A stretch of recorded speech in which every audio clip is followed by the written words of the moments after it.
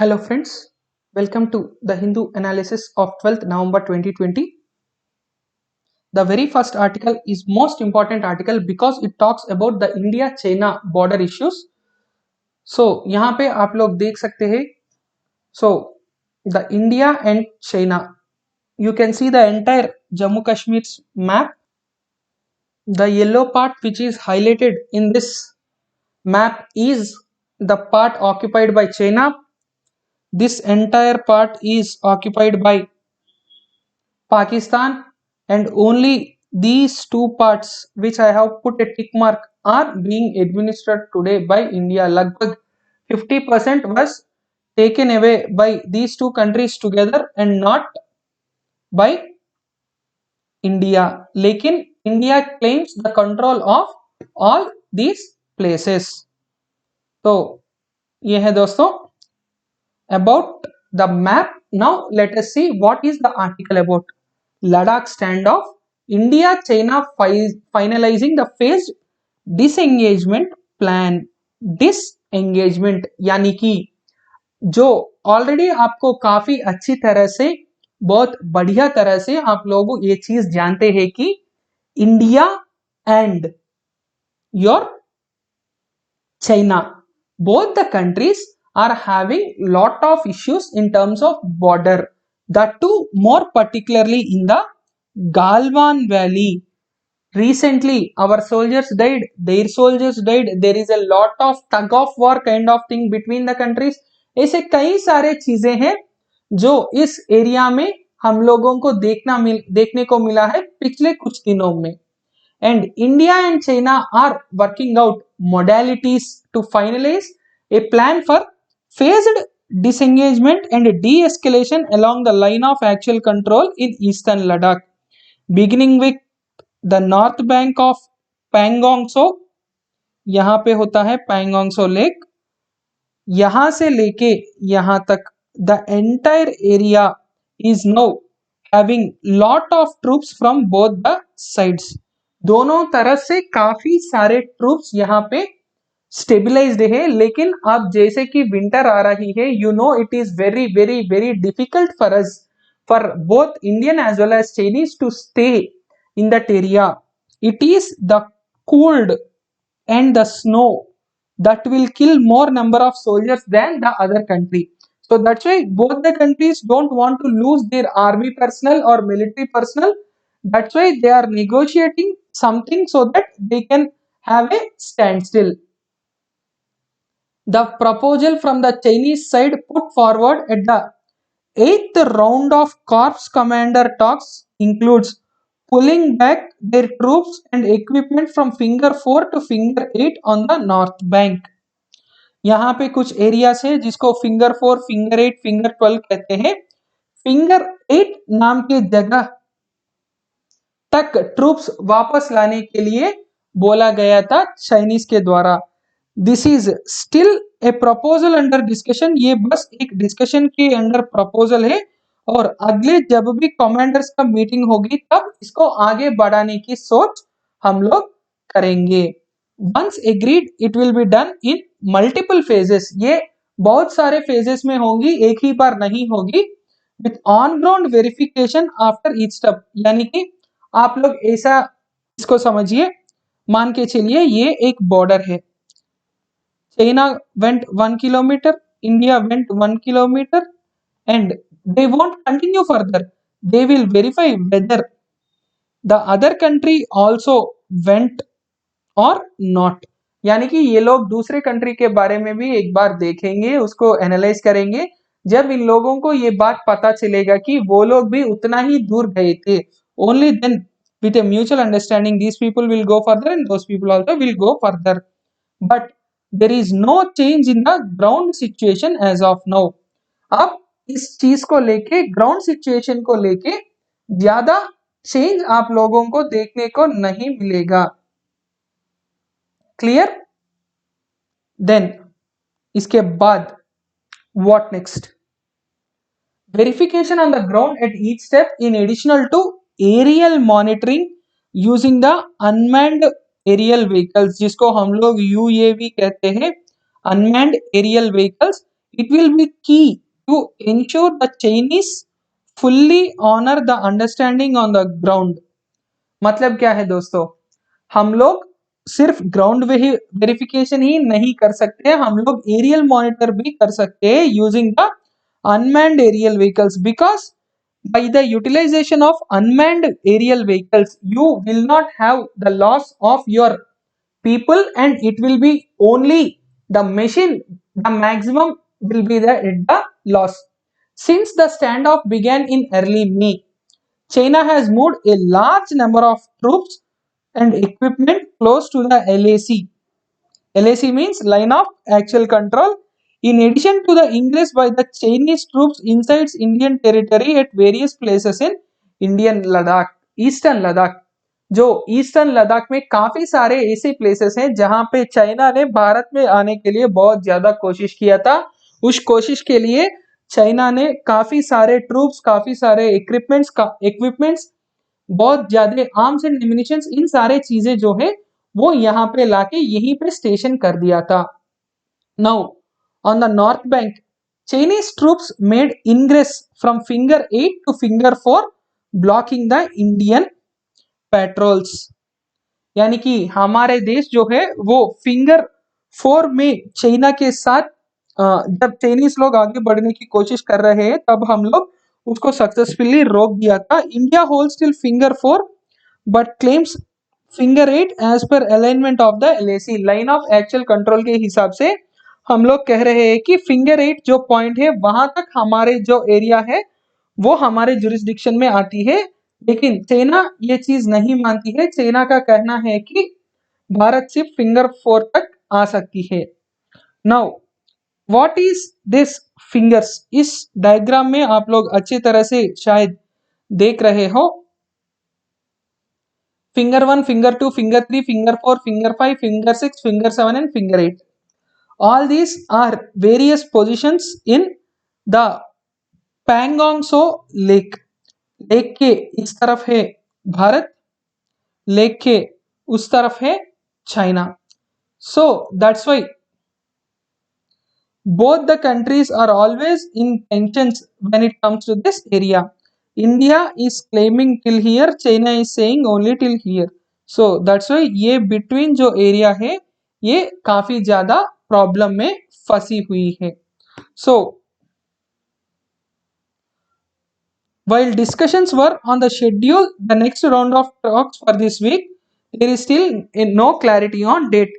एक चीज तो पक्का है कि दोनों देशों के बीच में डिस्कशंस तो शुरू होने वाला है, लेकिन ये चीज नहीं पता है कि अब ये डिस्कशन होगा, कैसा ये डिस्कशन होगा और किस तरह से ये चीज आगे बढ़ेगी।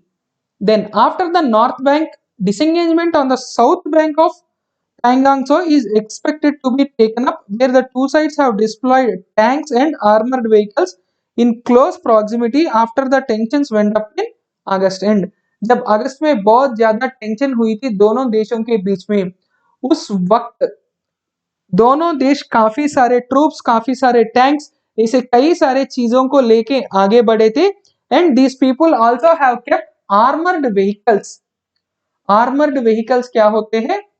The vehicles which are kept with lot of weapons in them. ऐसे armored vehicles को भी ये लोग दोनों तरह रख दिया था। Now it is expected after the north bank gets disengaged, यानी कि जो नॉर्थ बैंक सबसे पहले डिसएंगेजमेंट होना चाहिए, उसके बाद बाकी प्लेसेस से जो इस तरह उसको देखने को मिलेगा। So that is the thing. And both the sides are expected to be moved back some distance. एक सोर्स ने ऐसा कहा था। The two sides have held several rounds of military as well as diplomatic talks, which hit a stalemate after some initial disengagement. As part of the first stage disengagement, both sides have pulled back their troops by an equal distance from patrolling points 14 in Galwan Valley and 15 in Gogra Hot Springs.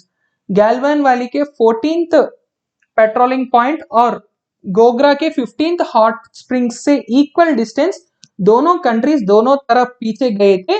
And it was during the disengagement in Galwan that violent clashes has occurred resulting in the death of 20 Indian personnel and a unknown number of Chinese casualties. हम लोग accept कर चुके हैं कि हमारे 20 लोग मर चुके हैं, but there were lot of Chinese soldiers who died, but the China is not at all accepting this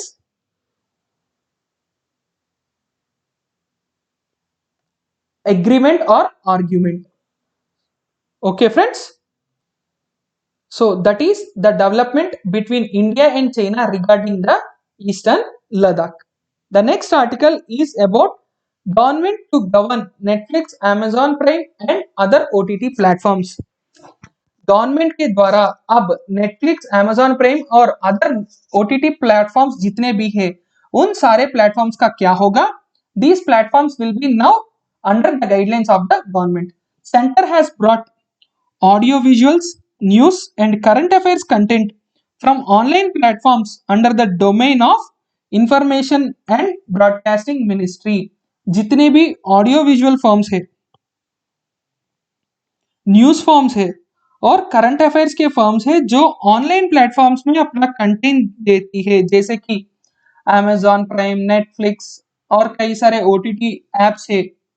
इन सारे एरोस इंटरनेशनल का एक है, हॉटस्टार का एक है, सो देर आर Z5 है, MX प्लेयर का भी खुद का एक ओटीटी प्लेटफॉर्म है।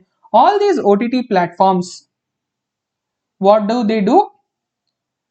These OTT platforms they are now under the Ministry of Information and Broadcasting. Currently, there is no law or an autonomous body which is governing the digital content. इसलिए काफी सारे explicit content भी digital media में easily propagate हो रही है, and this is one of the bigger reasons for the ban of TikTok because of its explicit content.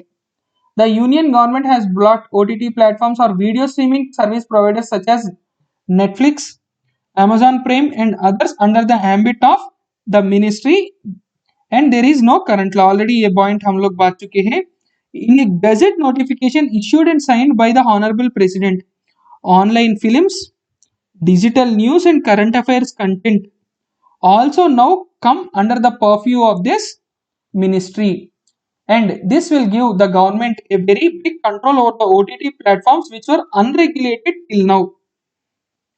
But the government has indicated the necessity to monitor these platforms, क्योंकि यहाँ से कई सारे sensitive matters के बारे में काफी ज्यादा पोस्ट होती है, and if there is no proper media or no proper entity, no proper organization that can control the content of this organization or these OTT platforms, it will be really difficult, because अगर कुछ hate spread होगी without the government's knowledge, that will result in a lot of tensions within the country, and that's why now the government is also preparing to bring this OTT content into its purview. In now October 2019, the government has indicated that it will issue negative list of don'ts for the video streaming services like Netflix as well as Hotstar. It also wanted the platforms to come up with self-regulatory body on the lines of News Broadcasting Standards Authority, जो NBSA है, जिसको हम लोग NBA भी कहते हैं. It is a self-regulatory body for all the newspapers or news broadcasters, and they will have lot of self-regulatory guidelines which allow the news agencies to function to some extent, and it will stop them from going further. But ऐसा कुछ भी नहीं है online OTT content platforms के लिए. Anticipating the government's intervention in January 2019, 8 video streaming platforms have signed a self-regulatory code that laid down a set of guiding principles for the content of these OTT platforms. And this code has prohibited 5 types of OTT content. Deliberately and maliciously disrespects the national emblem or national flag, then any visual or story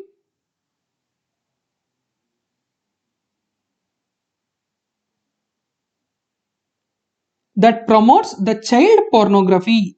Worldwide, wherever you have child pornography, the governments take it very seriously, because It is one of the very big issues when it comes to security of children. Then any country that maliciously intends to outrage religious sentiments, content that deliberately and maliciously promotes or encourages terrorism, and any content that has been banned for exhibition or distribution by law or court. यानी कि ये सारे content जो है, the entire content is being monitored by one or the other, and that's why this type of content will not be available in any of these streaming OTT platforms. That is a self regulation or a self declaration given by all the OTT platforms. But the government इस code को support करने के लिए मना कर दिया था.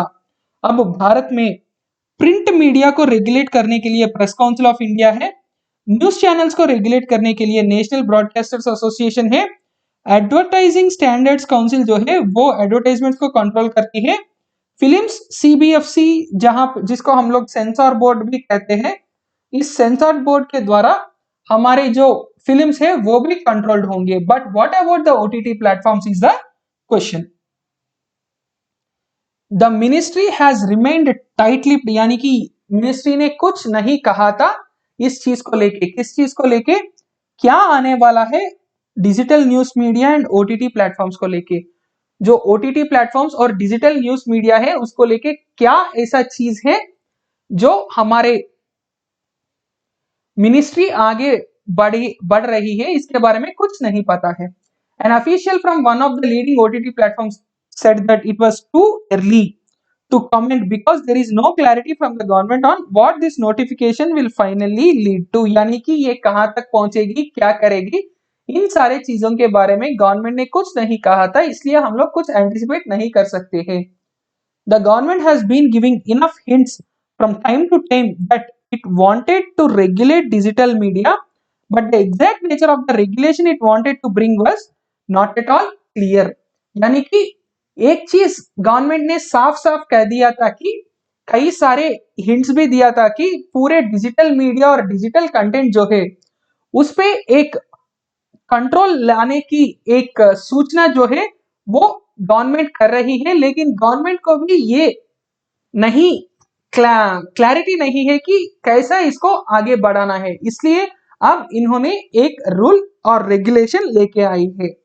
The government talks about digital media and digital aggregators in the same breath but they are different things. यानी कि डिजिटल एग्रीगेटर्स और डिजिटल मीडिया दोनों अलग अलग से होते हैं.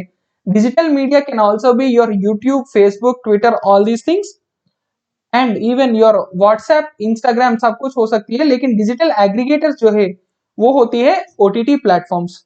Are they looking at licensing? Are they looking at entry barriers? Are they looking at curbing digital media? यानी कि गवर्नमेंट की सोच क्या है ये किसी को अब तक नहीं पता है. So we have to wait for few more days to know what government is thinking and how we should take it further. अगला जो आर्टिकल है वो है सेंटर अनवील्स पीएलआई. अब पीएलआई क्या होता है? PLI means production linked incentive.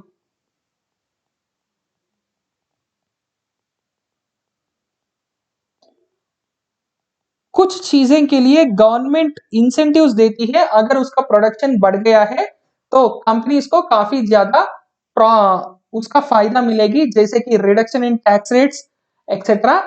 तो government unveiled a production linked incentive scheme to encourage domestic manufacturing investments in 10 more sectors. अभी जितने भी सेक्टर्स है उनसे और 10 सेक्टर्स में डोमेस्टिक मैन्युफैक्चरिंग एंड इन्वेस्टमेंट्स को एनकरेज करने के लिए गवर्नमेंट ने एक प्रोडक्शन लिंक्ड इंसेंटिव स्कीम को शुरू कर दिया था. The 10 sectors which has been identified on the basis of their potential to create jobs and make India self-reliant include food processing, telecom, electronics, textiles, steel, automobiles and other auto companies, then solar panels, इनके साथ साथ air conditions और LEDs. ये जितने भी चीजें हैं यहाँ पे, all these things are regulated and being controlled by the government, and the government is now giving a production linked incentive, यानी कि इन लोगों को एक नई तरह की इंसेंटिव गवर्नमेंट की तरफ से दी जा रही है. Then the government has announced for medical devices, mobile phones, and also few pharmaceutical ingredients, and it is expected that the government has to spend 51 lakh 51,311 crore for this scheme. यानी कि जो government की तरफ से खर्चा होगा वो लगभग 51 लाख करोड़ होगा इस स्कीम के लिए, क्योंकि अब हमारे देश में मोबाइल फोन का मैन्युफैक्चरिंग हब बन चुकी है. There are many special economic zones in Haryana, in Rajasthan, in South India, in Tamil Nadu as well as Andhra Pradesh, and there are many other states where we have mobile manufacturing clusters. उसके साथ साथ medical parks जो है, यानी कि एक बड़े zone होगा जहां पे सारे मेडिकल इक्विपमेंट मैन्युफैक्चरर्स अपने जो प्रोडक्शन यूनिट्स है वो खोलेंगे. उसके लिए भी काफी ज्यादा बेनिफिट मिली थी उन लोगों को जो वहां पे खोल के उस बिजनेस को आगे बढ़ा रहे हैं. And also few types of active pharmaceuticals which are very critical to be handled when a company increases the production of such type of pharmaceuticals. That company also comes under this production linked incentive. लेकिन अब और भी कई सारे pharmaceutical products जो है वो इस पीएलआई के अंदर आए थे, जैसे कि complex generic medicine, anti cancer drugs, diabetes drugs, in vitro diagnostic drugs, and also special empty capsules. ये सारे जो अलग अलग तरीके के फार्मास्यूटिकल्स है ये सारे भी अब इसके अंदर आ चुके हैं. You need not remember each and every type of industry which is looked in which is given in PLI, लेकिन अगर शायद आपसे और भी ज्यादा आर्टिकल्स अगले आपके वाइवा में या किसी भी इंटरव्यूज में अगर आपसे पूछे जाएंगे तब इस चीज आपको काफी ज्यादा बेनिफिशियरी होगी. Then the government decided to introduce one more PLI like one that was announced and got a good response from both investors as well as producers, because जब गवर्नमेंट एक इंसेंटिव देती है तो नेचुरली कई सारे producers को ये एक तरह की क्या बनती है, प्रेरणा बनती है कि मैं और भी ज्यादा कंटेंट बनाऊं, मैं और भी ज्यादा लोगों तक अपने प्रोडक्शन दे दूं. So they invest a lot and they get the benefits which are given by the country. अब यहाँ पे भी यही हो रही है, और भी कुछ सेक्टर से जो इस पीएलआई अगर डिक्लेयर किया तो वो भी फायदा उठाने के लिए तैयार है. And the selection of sectors is based on job creation with its linkage with global value chain, sunrise sector, large principle of self-reliant India. जो आत्मनिर्भर भारत है उसको अपने दिमाग में रखते हुए जॉब क्रिएशन, क्योंकि कोविड-19 की वजह से कई सारे सेक्टर्स में बहुत ज्यादा जॉब लॉस हुई है. देन ग्लोबल वैल्यू चेन, एक ऐसा सेटअप जहां पे पूरे दुनिया हमारे तरह देख पाए. Then sunrise sectors and also the larger principle of self-reliant India. आत्मनिर्भर भारत बनने के लिए ये सारे जो हैं उस सारे क्राइटेरिया बीट करने के बाद इन लोगों को लिया था. The cabinet's decision should be viewed as a clear signal that India is not turning protectionist. यानी कि यहाँ पे ये जो चीज है इसको हम लोग ऐसा देखना चाहिए कि भारत प्रोटेक्शनिस्ट की तरह नहीं है, क्योंकि कई सारे लोग अब ये सोच रहे हैं कि India is anti globalization and India is trying towards protectionism with Atmanirbhar. लेकिन यहाँ पे इस चीज जो इन्वेस्टमेंट को अट्रैक्ट करने की बात हो रही है, इस चीज से साफ साफ हम लोगों को पता चलता है कि India is not going towards protectionist measures. The minister and the other cabinet ministers pegged, यानी कि the estimated cost of PLI scheme at 2 lakh crore. The official statement from the cabinet put the figure at only 1,45,980 crore, and among this the biggest part goes to automobiles and auto component production, क्योंकि पिछले कुछ दिन से automobile sector जो है वो काफी ज्यादा लॉसेस में है, इसलिए ऑटोमोबाइल सेक्टर को बूस्ट देने के लिए 57,000 crore was announced to automobile sector. Then the cabinet ministers और बाकी मिनिस्टर्स ने कहा था कि ये शायद 2 लाख करोड़ तक तक जा सकती है ये स्टिमुलस पैकेज, लेकिन ये सिर्फ 1.5 लाख करोड़ तक ही जा पाई है। The individual ministries in charge of these sectors are ready to immediately implement this scheme. सारे जो ministries हैं वो already तैयार हैं। Applications to avail the benefits will be vetted by the empowered finance committee, following which will be taken up by the cabinet for final approval. पहले एक finance committee के सामने ये सारे एप्लीकेशंस पेश किया जाएगा। जब ये सारे एप्लीकेशंस फाइनेंस कमिटी के द्वारा ऑलरेडी स्क्रूटिनाइज्ड होंगे तब ये कैबिनेट के सामने आएगा। Then cabinet will decide whether to approve it और नॉट।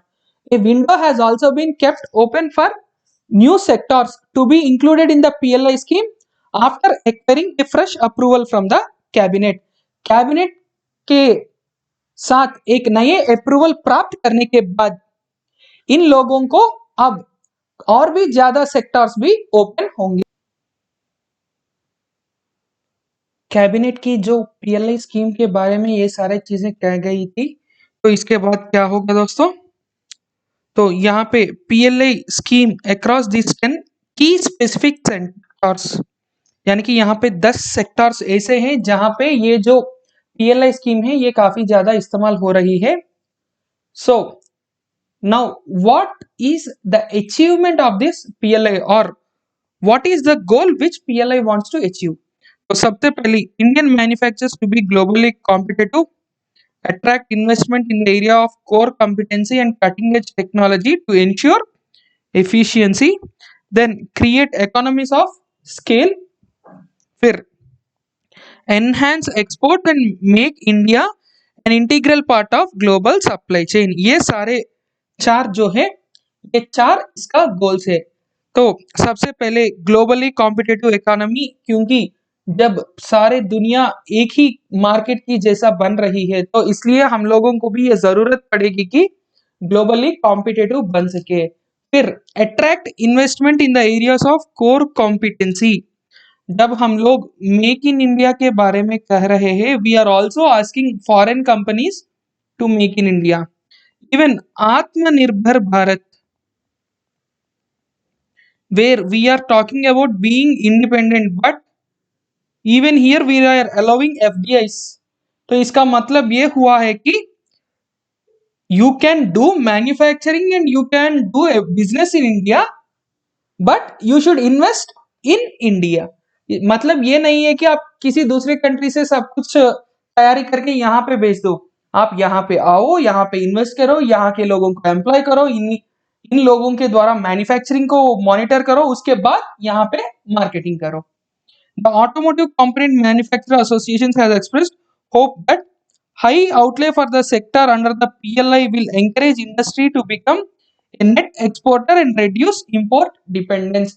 ऑटोमोटिव सेक्टर ये एंटिसिपेट कर रही है, इसके वजह से एक नेट एक्सपोर्टर बनेगी और इंपोर्ट्स जो है वो बहुत ज्यादा गुना कम हो जाएगा।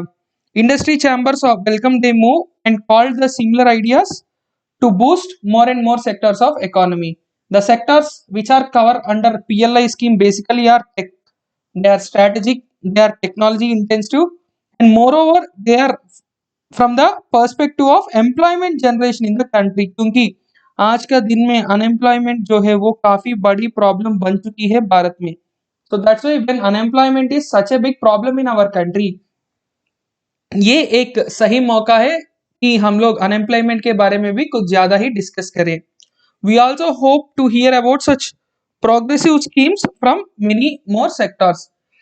बाकी सारे सेक्टर्स में भी ये जो स्कीम है, ऐसे कई सारे स्कीम की एंटिसिपेशन लोगों के दिमाग में है। देन ये जो आर्टिकल है ये काफी बड़ी आर्टिकल है और काफी बढ़िया आर्टिकल भी है। It is a big and also a good article on the election forecast, which we call it them as opinion polls। Now in this article there are a lot of international issues were also discussed। काफी सारे चीजें आप लोगों को जानने को मिलेगा, एक बहुत बढ़िया आर्टिकल है। so quickly start करते हैं। it is difficult to comment on the predictions of most of the Indian pollsters as they do not publish their methodology। यानी कि ये लोग अपने सर्वे कैसे किए थे, अपने सर्वे में क्या सैंपल्स कौन कौन सा है, और बाकी जितने भी चीजें हैं वो सारे चीजें ये लोग यहाँ पे क्या करते हैं, पब्लिश नहीं करते हैं। रिचर्ड चार्निन की जो 2010 का बुक है, proving election fraud, Phantom voters, uncounted votes and national exit pole, investigated the possible irregularities in Democrat John Kerry's defeat in the 2004 United States presidential election। यानी कि एक ऐसा बुक है प्रूविंग इलेक्शन फ्रॉड, जहां पे कई सारे चीजें के बारे में बात की गई थी, लाइक फैंटम वोटर्स, फिर अनकाउंटेड वोटर्स, फिर ऐसे कई सारे चीजें हैं जिसकी वजह से 2004 प्रेसिडेंशियल इलेक्शन में डेमोक्रेट जॉन केरी की डिफीट हुई है। Now at that particular point of time, why was it important? After the 9/11 attacks, the entire America thought and the entire world thought that the president who was there during the time of 9/11 attacks, George Washington Bush, will definitely lose, but surprisingly he won. While political pundits struggled to explain the election outcome and claimed the polls behaved badly, यानी कि जितने भी political pundits हैं उन्होंने ये कहा था कि ये पोल्स जो है वो सही तरह से नहीं गया, लेकिन ये जो चार्निन नाम के ऑथर कहता है कि the possible Phantom voters and uncounted votes in the election procedure, यानी कि ये सारे जो एग्जिट पोल्स होते हैं वो सब लोगों को वहां पे लेके नहीं जाते, बस एक सैंपल को ही लेके जाता है, लेकिन जो ब्रॉडर बेस होता है वो ज्यादा इंपॉर्टेंट है। The difference between the vote shares of John Kerry and George Washington was nearly 6.5%। तो ये एक सबसे बड़े प्रॉब्लम है, क्योंकि स्मोकिंग गन नाम के एक चैनल का जो वोट शेयर्स है वो बिल्कुल गलत साबित हुआ। इंटरेस्टिंगली दो, such a credibility of exit polls even 1.5 decades ago, take the example of Venezuela recall referendum of 2004 to determine whether Hugo Chavez should be recalled from the office.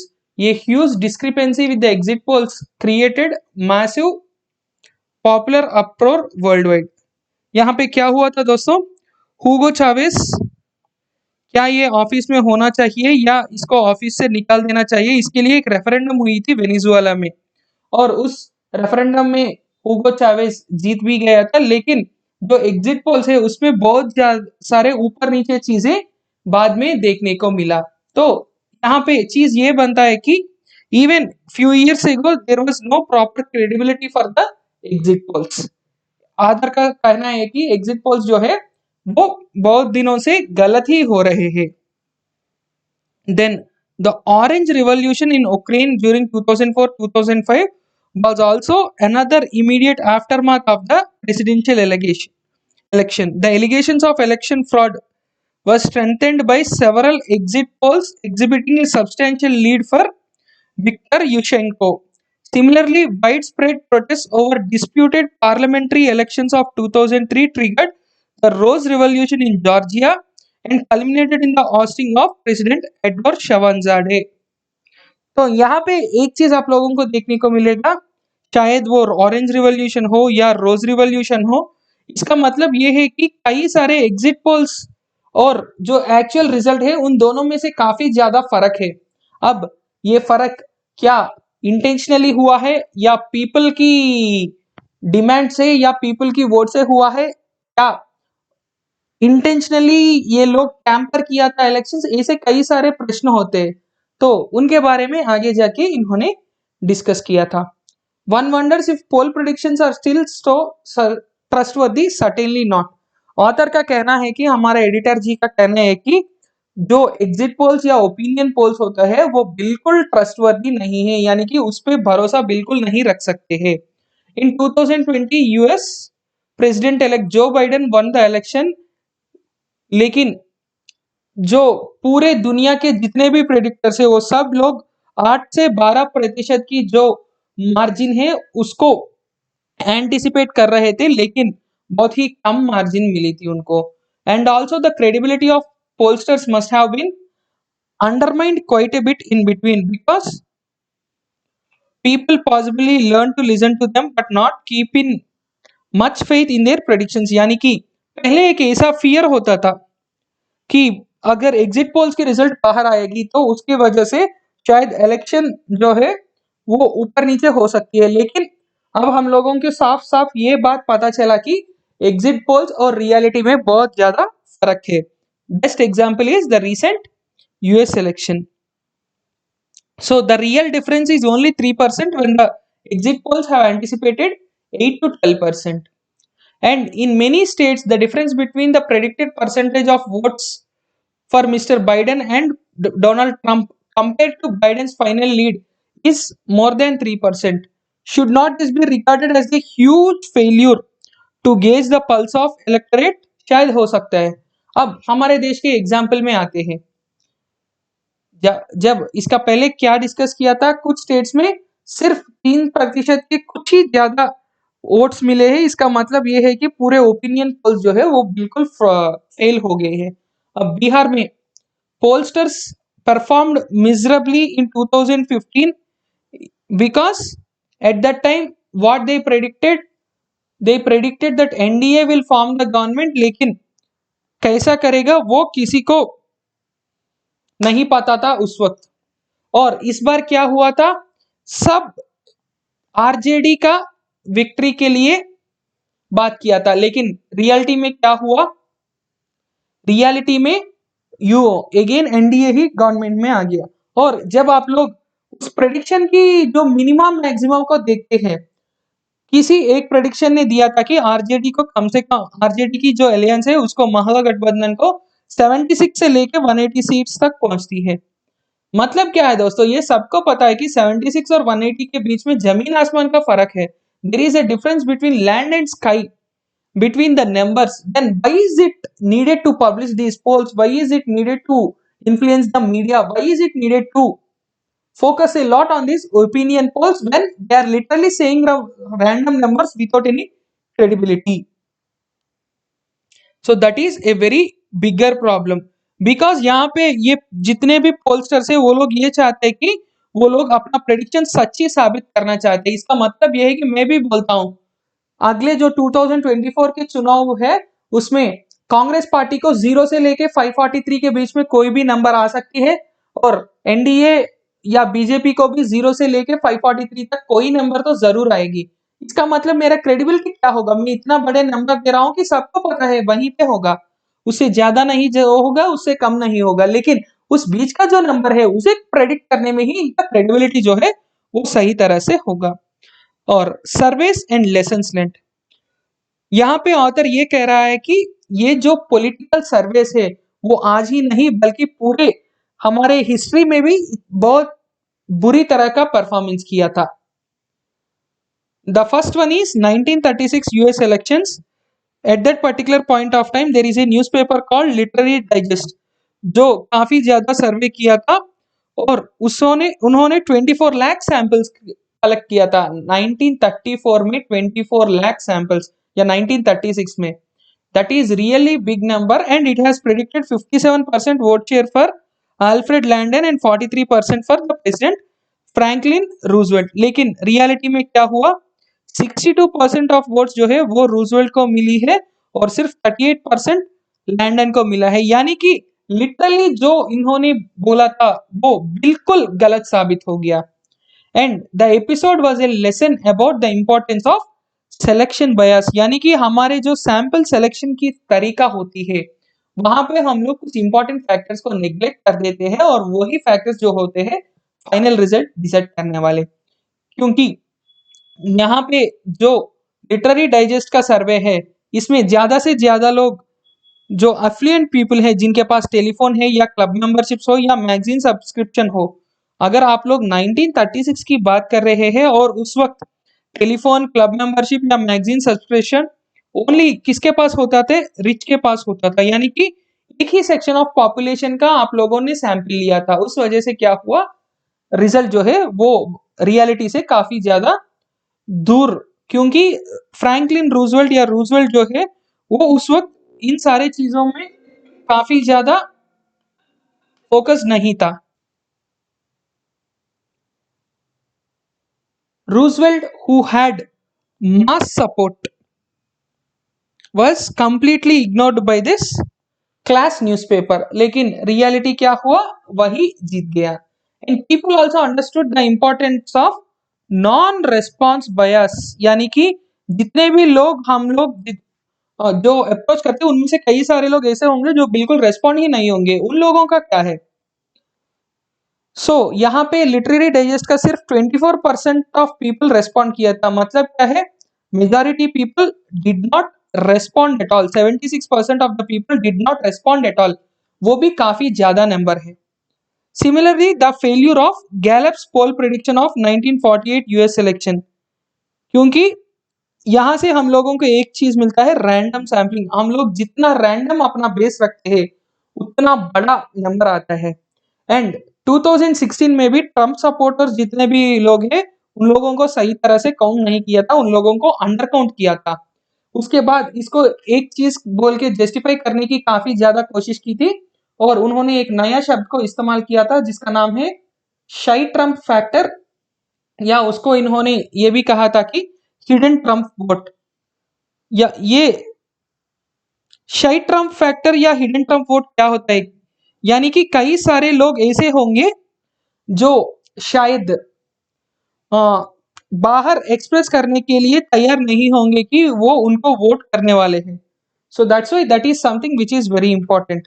अगर exit polls या opinion polls को ही सही मान लेते तो Trump के बदले पिछले बार हिलरी क्लिंटन को जीतना चाहिए, और 2004 में अटल बिहारी वाजपेयी जी को भी हमारे प्रधानमंत्री बनना चाहिए। लेकिन रियलिटी में क्या हुआ, रियलिटी में ये दोनों चीजें गलत हुई, और हमारे जो ओपिनियन पोल्स है वो 2009 और 14 में पूरी तरह से फेल हो गई है, वो विनर को प्रेडिक्ट करने में और उसका मार्जिन ऑफ विक्ट्री को प्रेडिक्ट करने में भी काफी ज्यादा फेल हो गए।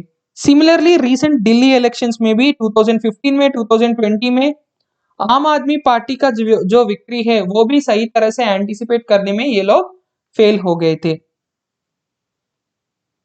एंड 2015 में कोई भी ऐसा सर्वे नहीं था जो कंजर्वेटिव्स का विक्ट्री को प्रेडिक्ट किया, और कंजर्वेटिव्स की जीतने की वजह से ही आज ब्रेक्जिट रेफरेंडम जो है वो इतना ज्यादा शुरू हुई, और फाइनली ब्रेक्जिट हो पा रही है because of conservatives win, but no poll was actually ready or present there, or which was exactly doing justice for the details.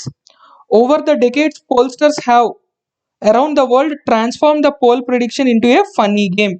ये लोग बहुत ही एक फनी गेम के जैसा एग्जिट पोल्स के साथ खेल रहे हैं। And when Warren J. Mitofsky conducted an exit poll in a local election in Kentucky in 1967 for CBS News, CBS news जो है वो बहुत ही इंपॉर्टेंट या बहुत ही महत्वपूर्ण एक न्यूज एजेंसी है यूएसए में, and also conducted the first national exit poll in 1972। He never envision such a failure within a half century for sure, क्योंकि 1972 में सबसे पहली बार ये प्रेडिक्शन हुई थी, और नेशनल एग्जिट पोल्स जो होते हैं वो सबसे पहले 1972 में सीबीएस न्यूज के द्वारा शुरू की गई थी, because all these exit polls are now being conducted by TV news channels, which was started, and this process started in 1972. But what is actually the problem? So the biggest problem is, are they correctly following the statistical principles in their design, or their sampling, or analyzing their data? Are they really going to the remote corners of the country, and are they covering the sensitive booths? ये सारे प्रश्न जो है वो उत्पन्न होते हैं। और really are there maintaining the 3% points margin of error, यानी कि जो पॉलिटिकली मोटिवेटेड है, क्या ये सब पॉलिटिकली मोटिवेटेड है या नहीं, ये भी एक सबसे बड़े क्वेश्चन है। along with this, are these samples random, and does these samples represent the population maintaining the proportions across all the factors like gender, age, income, religion, caste and other factors? And अगर no response होते हैं किसी से तो उसका क्या होता है। ये सारे प्रश्न जो है यही अफेक्ट करते हैं जो ओपिनियन पोल्स या इलेक्टोरल पोल्स होते हैं इन सारे चीजों को।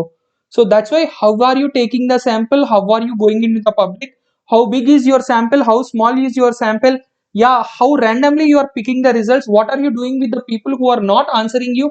ऐसे कई सारे प्रश्नों के बाद ही हम लोगों को पता चलता है कि विनर कौन बनता है। इसके साथ साथ sampling size, sampling frame, method of sampling and estimation, and the summary across different margins of variability are not provided by most of the pollsters। यानी कि वो how या why या what, how did they do it, what methods did they employ, the entire procedure is not at all being supplied by any of the exit poll survey conductors in our country. That's why we are unable to believe any of them, and it is almost impossible to comment on the quality of predictions because we don't know how the statistically they have approached it। Literary digest जिसके बारे में Franklin लूजवेल्ट के बारे में हम लोग पढ़े थे, it never again tried to predict the outcome of any later US elections and it never kept it as a task. लेकिन कुछ स्ट्रॉन्ग रेगुलेशंस एनफोर्स करना चाहिए आज का पोलस्टर्स को, and also to publish their methodology and summary statistics across different variables। poll predictions may not regain the trust of people। यानी कि author का कहना यह है कि आप लोग सही तरह से जो अपना स्कीमेटिक है, अपना प्रोसीजर है, अपना तरीका है, अगर आप लोग ये सारे चीजें नहीं बताते हैं, फिर ये जो पोल प्रेडिक्शंस होते हैं वो कभी नहीं लोगों के जो कॉन्फिडेंस है वो जीत पाती है। So that's all for the day guys, see you in the next video, thank you.